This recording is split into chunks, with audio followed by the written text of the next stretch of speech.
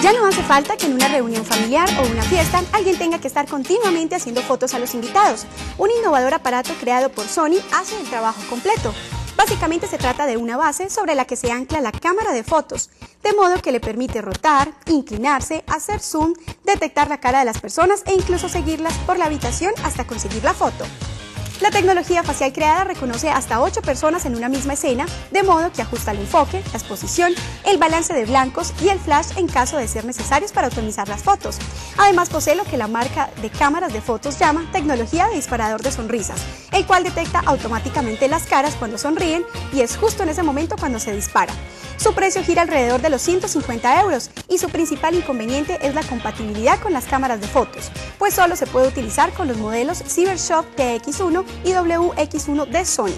Este impresionante gadget no deja de ser ingenioso y a primera vista es realmente pequeño. Una base metálica y semiesférica con pocos botones y un conector donde acoplar la cámara.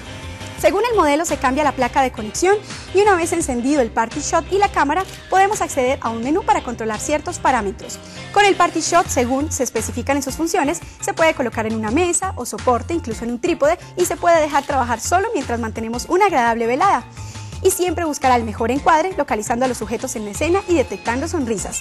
Este curioso aparato puede desplazarse en un ángulo de hasta 360 grados. Se inclina y gracias al manejo automático del zoom de la cámara, abarca un espacio amplio para encontrar a los sujetos que fotografiar, por lo que las condiciones de luz y el movimiento de los sujetos no es problema. Cuando esto pasa, este parece volverse loco, buscando el encuadre e intentando detectar los rostros.